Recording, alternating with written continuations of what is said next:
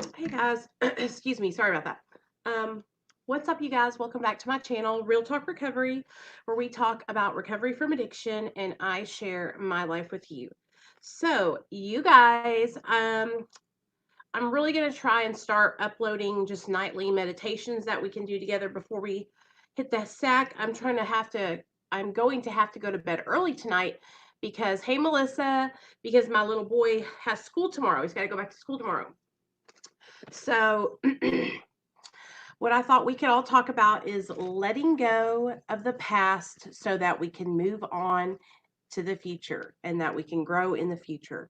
And so I feel like this is probably a universal thing that we all probably struggle with. And yes, here we go. I wanted to do a reading. I'll read a little bit about it. Hey, Bulldog, what's up? No, I'm not from Arizona. Sorry about that. I actually live in Arkansas. Okay, so letting go. I'm going to read this to you guys, okay? Letting go. I had 6 months of sobriety, or more accurately, abstinence, when my oldest son turned 21. He had been looking forward to this milestone for one main reason. He could discard the fake IDs he'd used to get into local bars. He had planned a big birthday bash at the little club off campus, inviting all his friends and all their friends. The evening of the event, he sent out a text of a picture of him smiling, hugging a large bottle of Grey Goose. A birthday gift from a good friend. The caption read, "The celebration has started. In the time I've been abstinent in AA, more days than not, I have been struggling with cravings, struggling with romanticizing and missing drinking and using, struggling with feeling deprived, watching other people drink and get high, walking past the bar in a restaurant can feel dizzying. The glistening, colorful bottles, the attractive stemware, the energy of the cool people huddling around. I am quickly seduced. At times, I still see it as a unwanted, bad, sad, anxious moods, and for a self-conscious, introverted personality. And of course, as the best way to make any celebratory occasion that much more celebratory, I reached for alcohol when experiencing a spectrum of uncomfortable feelings. When expecting uncomfortable feelings to arise, I reached for alcohol. The word alcoholic is a loaded label with a myriad of negative associations and a wide variety of definitions. The definition that most resonate with me is an alcoholic is not defined by the quantity or frequency of her drinking, but by whether or not drinking is still a choice. Okay? So, whether or not you're an alcoholic or an addict is not defined by the amount of alcohol or drugs that you can take in. It's defined upon whether or not you still have the power of choice when drinking or getting high. So, if and when you find yourself using or drinking and you cannot stop, you keep going back, then you might just be an addict or an alcoholic. Okay, drinking is no longer a want, it has become a need. So, the desire to drink, the drinking and the getting high is no longer something that we do just for to let loose. It becomes our reality. It becomes our way of life. It becomes the only way that we can function. It's no longer something that we do for fun or just to let loose. It's how we have to maintain our life. That there's no choice in it anymore. For me, after developing an insidious reliance upon drinking every evening, I could not conceive of going a night without alcohol. And why stop when I never had any major consequences from my drinking? I never lost my house, my driver's license, or my job. I never alienated my husband, my kids, or my friends. In fact, with the exception of my husband and therapist, no one was aware of my addiction. I blacked out a few times, but there were no consequences other than me feeling sick and worrying the next morning about whether if I had made a huge fool of myself. When I recognized I had a problem, that drinking was no longer a choice, I tried several times unsuccessfully to stop. I could not let go of that escape. I could not let go of believing I had control over my way of escaping. I didn't know what I would do to unwind, to stay calm, to get motivated, to make dinner, to pick up the phone. If I were to stop drinking or getting high, I would have to let go of my life preserver. Despite the growing awareness that I was sinking, I was convinced it was keeping me afloat. So, what made me come to the rooms of AA? Keep coming and keep wanting to stay sober. Well, all the consequences that are not tangible or easy to see. I came in because of the growing sense that I was losing my sanity, that my brain was divided in two. I had a sober channel during the day and a getting high channel in the evening. When one station was on, the other was off. Each came on at predictable times, and the switching of the channels felt completely out of my control. Feeling out of control was scaring me. Starting to drink and get high in my car in the garage before entering the house was scaring me. Starting to drink in my office before driving home was scaring me. Losing my memory was scaring me. Feeling exhausted and foggy headed all the time was scaring me. And starting to drink earlier on the weekends was scaring me. But the biggest thing that was scaring me and haunting me was the gradual realization that I was losing the coping skills I had possessed before I started drinking and getting high. Alcohol and drugs were replacing them. I'm all too aware that loss and change are inevitable parts of life. So basically, the loss of control, right? And so I hear a lot of people, they don't know, they want to say, "Oh, I don't know if I'm an addict or I don't know if I'm an alcoholic." And I'm telling you, I'm giving you a surefire way. If you, first of all, this is my whole thing. If you have to ask yourself, I don't know whether I'm an addict or an alcoholic, if you even are even having to think like that, then you're probably an addict or you're probably an alcoholic or an addict, okay? And I just say addict because it covers all drugs, even alcohol. Okay? So you're probably an addict. But the differentiate the separation between the two is someone can have a problem getting a problem drinking, a binge drinking, right? But with alcoholism and addiction, when you're an addict or an alcoholic, it's not about just having a problem. It's about not having the choice to stop. Okay? It's about losing the power of control. It's about your substance of choice, alcohol, meth, cocaine, opiates. It chooses you what you do, you know? It chooses whether or not you wake up in the morning. It chooses whether or not you take care of your kids. It chooses whether or not you go to work. It chooses whether or not you can drive your car. It chooses whether or not you can do anything. The drug is in control and you are its slave. The drug is your master and you bow down to that substance. That's how you can really know that you got a problem. Now, I do see people who are at the beginning. They're at the beginning of their disease. It's just getting started out. They haven't lost their jobs yet. They haven't had their kids taken away. They haven't gotten divorced over their alcoholism or addiction. They're just getting started. And then they'll look at somebody like me who has went through my addiction and came out on the other end, and they'll say, "Well, I'm not that bad. At least I'm not losing my kids and I still have a job.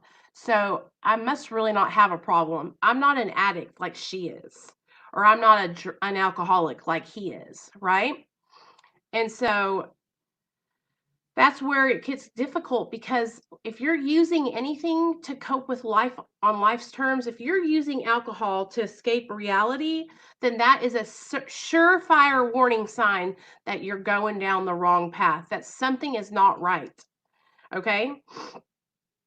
Um, and this is what this person is experiencing because they go on to say, "I'm extremely grateful that I've had no significant losses from drinking. At the same time, it's made it easier for me to think that my life was really not so unmanageable, that picking up a drink would not be so disastrous. So, do you see how the alcoholism and the addiction, it's so cunning that it will have you believing that because you haven't lost your job yet or you didn't get a DWI that you're in control. And that is the delusion that every addict and alcoholic has about their addiction. Now let me read something else to you guys because it's important. All right. Sorry about that. Okay, so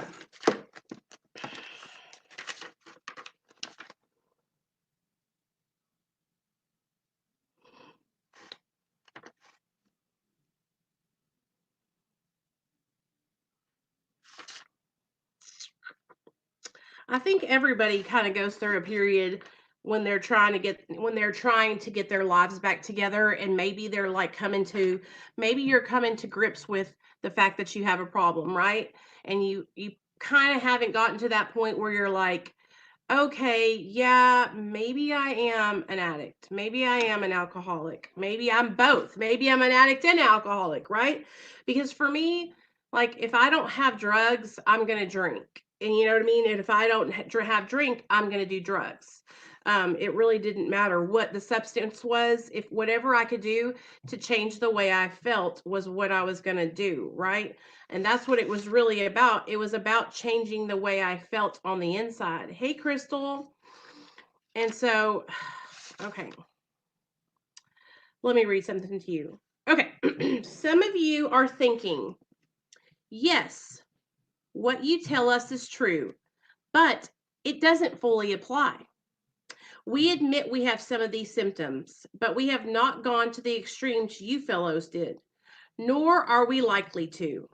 For we understand ourselves so well after what you have told us that such things cannot happen again. We have not lost everything in life through drinking, and we certainly do not intend to. Thanks for the information. So, this is what a lot of people go through. They think, well, it's not that bad. I don't have that. I don't have a problem. I didn't lose my job like Nicole did.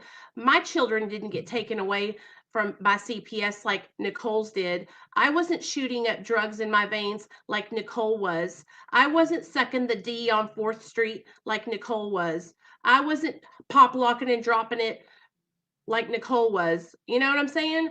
Oh, I didn't steal from my parents' wallet like Nicole did. Okay? And that's what happens. It's these things that we think, oh, well, I haven't been down that road yet, so it certainly can't happen to me, right? Okay. That may be true of certain non alcoholic people who, though drinking foolishly and heavily at the present time, are able to stop or moderate because their brains and bodies have not been damaged as ours were. Okay. This is for people who they're not alcoholic, they're not addicts, they do not have the disease. Okay. We have the disease of addiction. All right. We here in this chat have the disease.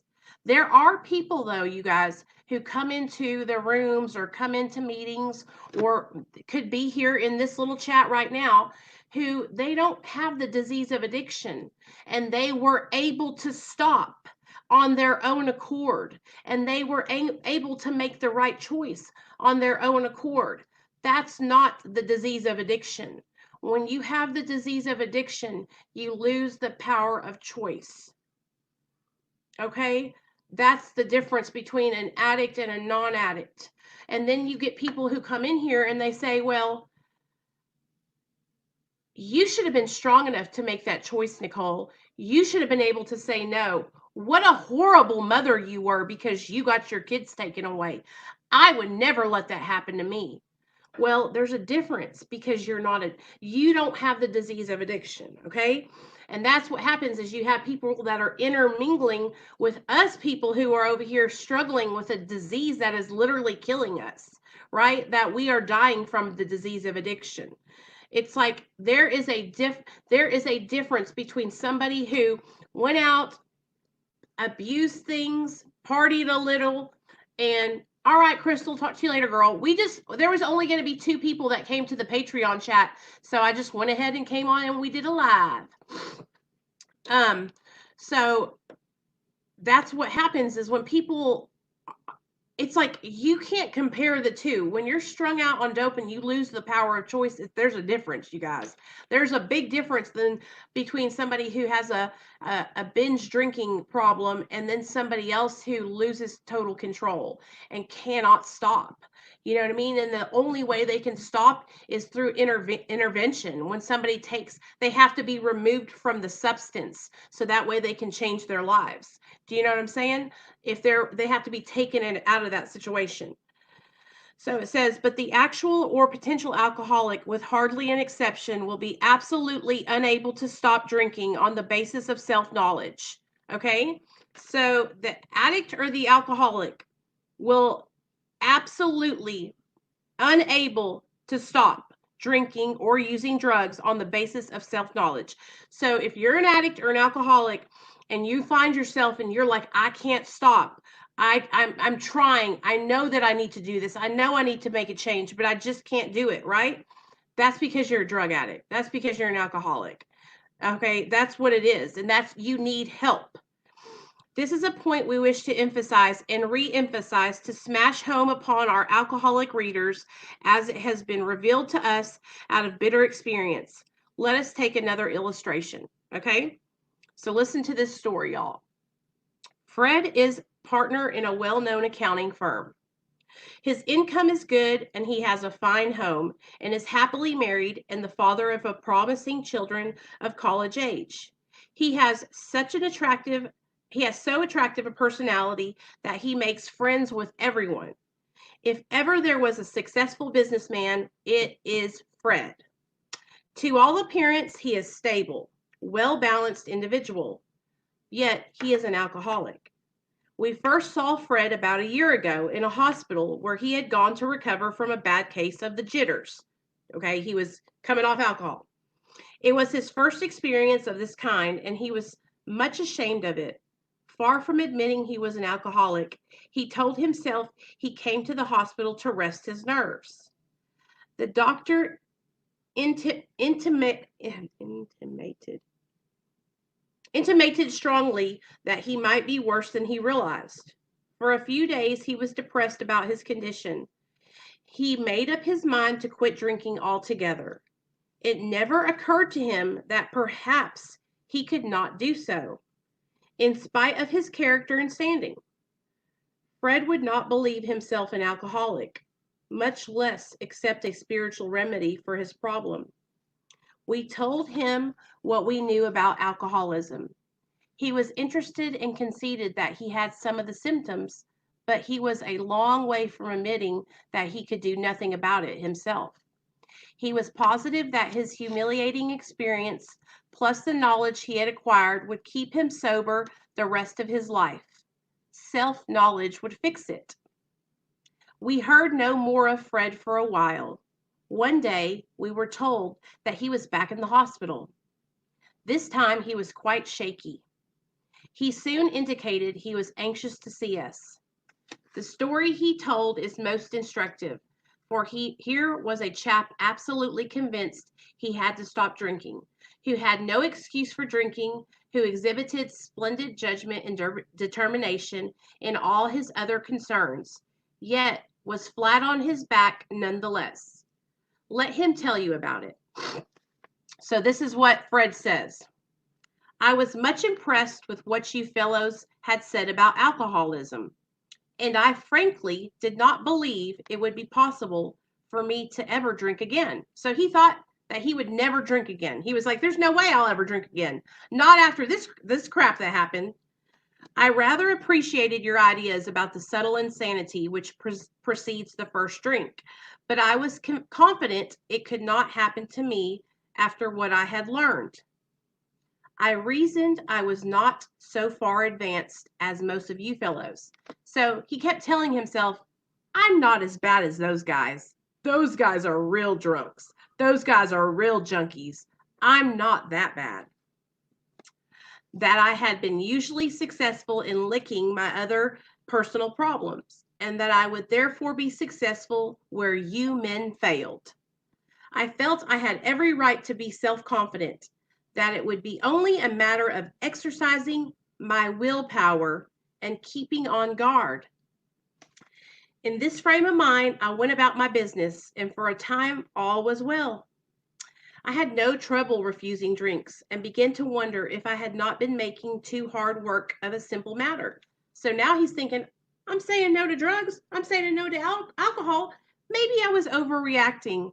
Maybe I really don't have a problem.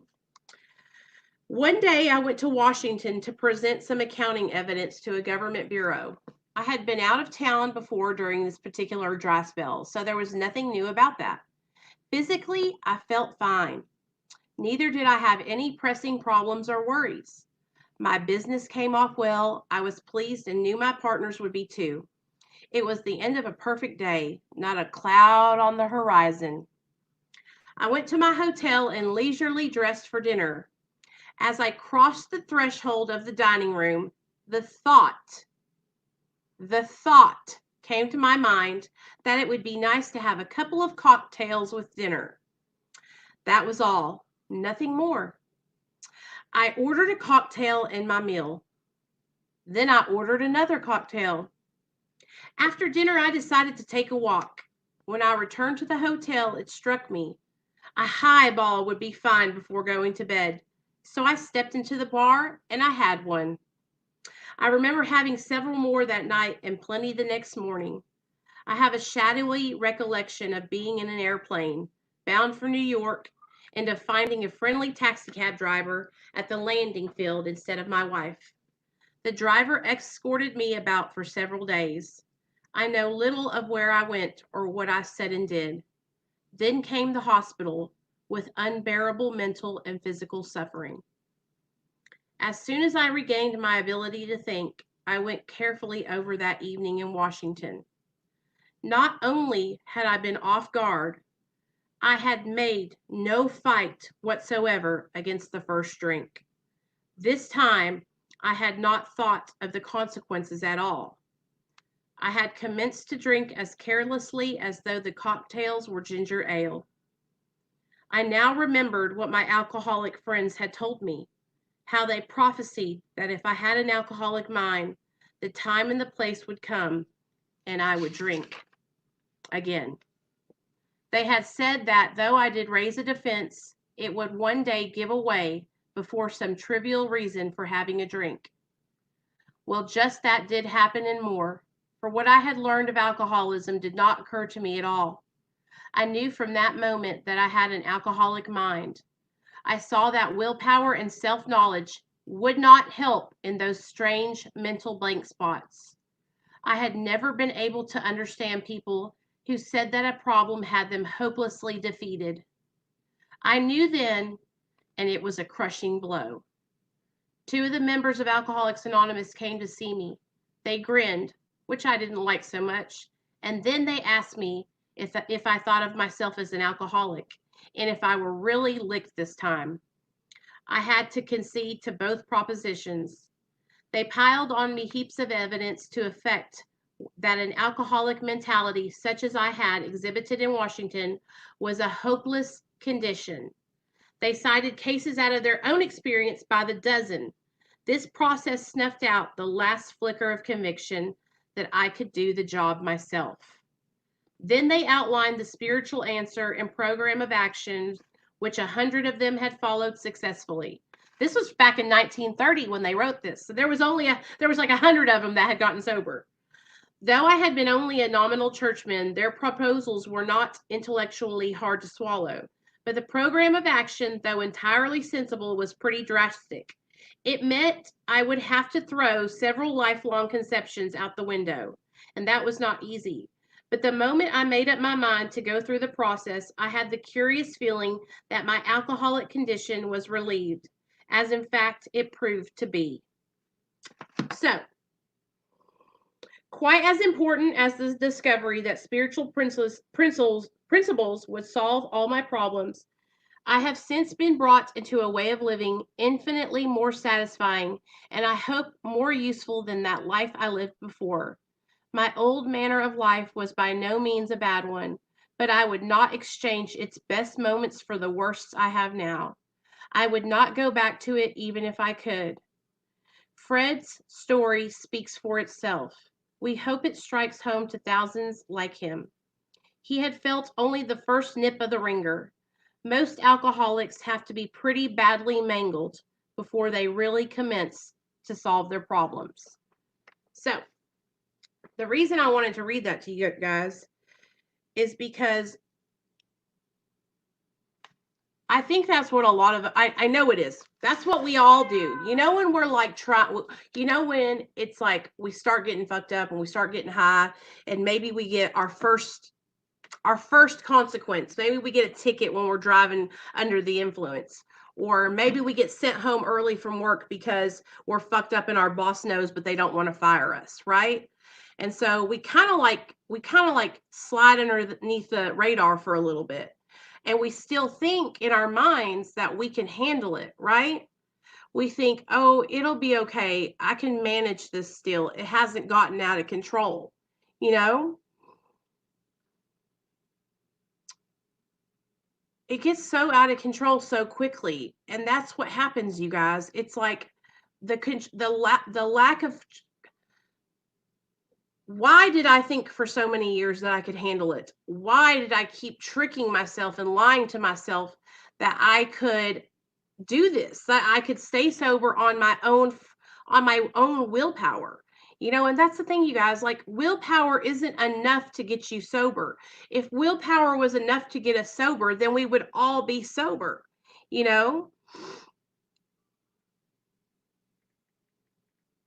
If it was enough to get us sober, we would all have gotten sober on our own free willpower. Do you know what I'm saying? And that's why I want you guys to know, like, if you're over there and you're struggling and you think I should be able to do this by myself, I can do this, I got this, right? It's that's the thing, you guys. You don't have this. You're not going to be able to use your willpower to say no because you lose the power of choice because your drug of choice or your alcohol of choice or whatever the substance is, it starts taking over every part of your life and it controls you.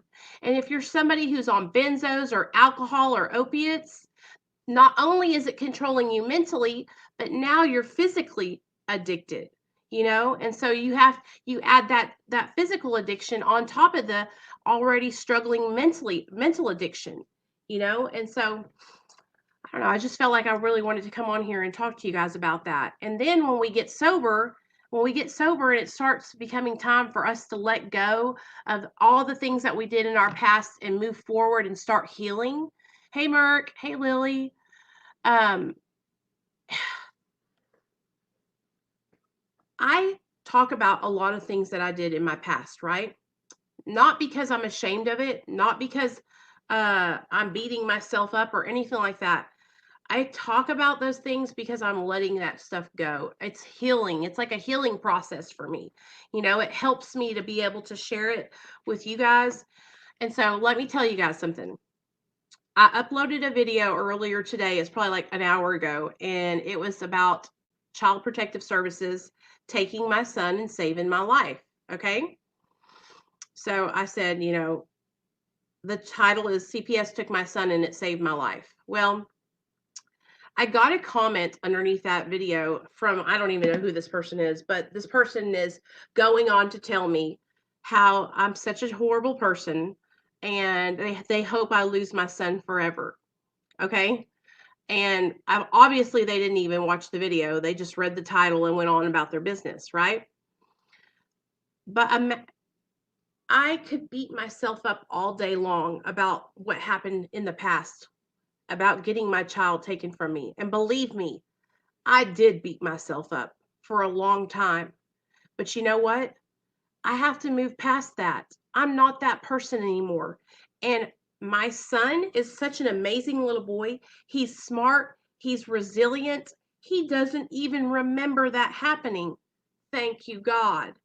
Do you know what I'm saying? Um, That self-talk shit doesn't work with real addicts. If it did, we would have called ourselves a bitch one time, turned and went the other way, but that's simply not so, right? Jimmy. But I think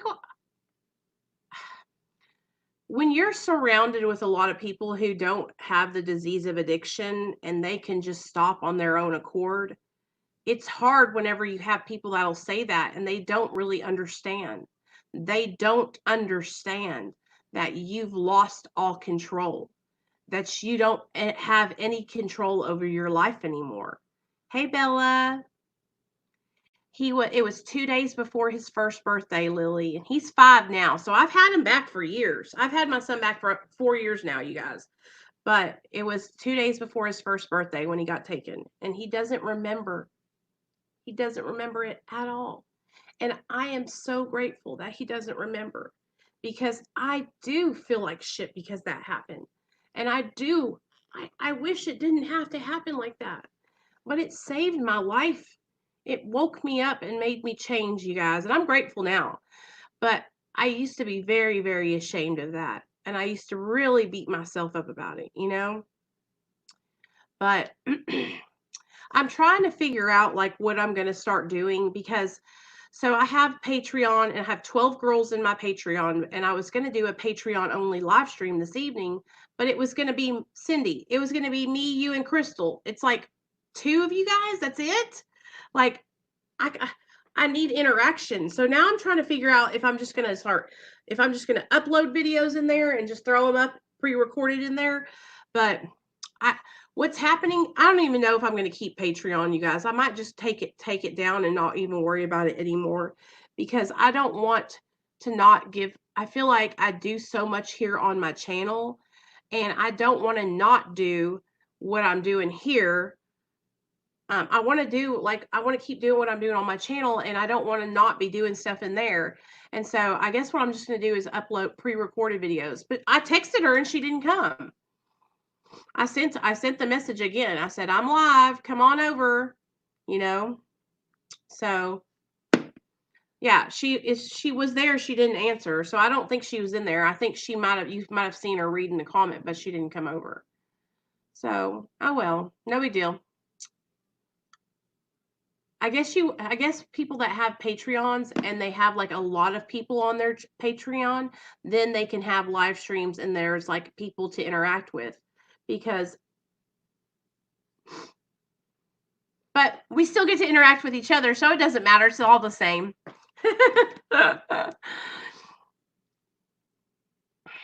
Hey, Shannon, what's up, girl?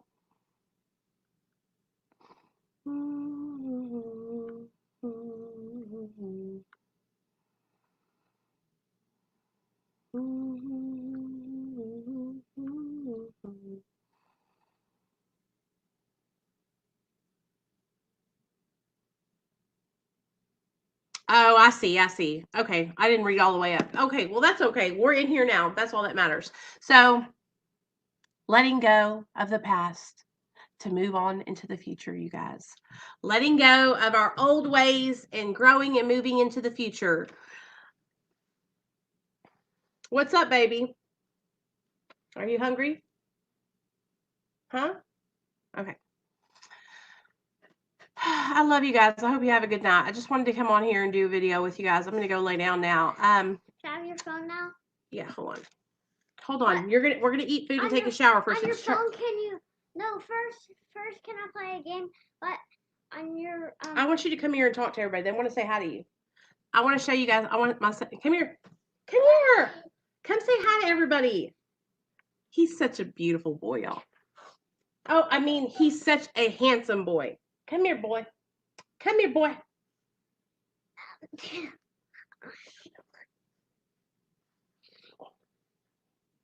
Why am I on? Just say hi. Why are you being shy? Just say hi. Oh! Okay, you guys. I love y'all. I love y'all so much. I'm going to try and start doing just nighttime meditations, okay? So thanks for coming, everybody that did come, and I will see you guys. Tomorrow's Monday, and so Stop. Take it, Nate. Take it. Just take it, son. Monday is going to be our step study. Well, our Patreon is it's like a tier system.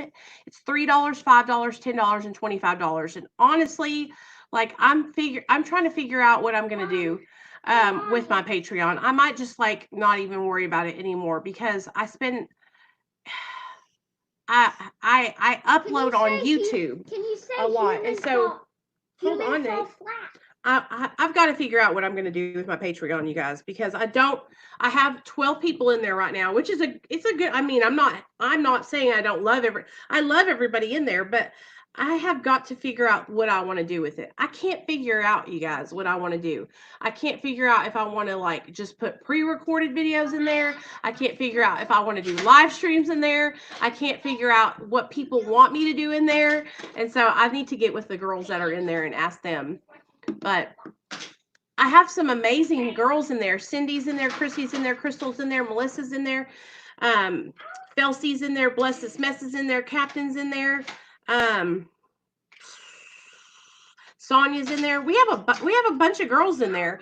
I just want to make sure that I'm doing what they want me to do in there. You know what I mean? So we'll figure it out. I'll figure it out. Yeah, I might just do like family stuff in there. You know what I'm saying? Maybe like with my husband and he'll actually come on camera because it won't be like a live stream. You know what I mean? But I'll figure it out. I just want to come on and chat with you guys and do a evening meditation with you guys. I love y'all. I hope you have a really good evening tonight. And I will see you guys tomorrow night at 7 p.m. Central Standard Time for our Monday night meeting. Okay? All right, guys. Love y'all. Can you say humans fall flat? Human fall flat. What is that? Just say it. Hold on.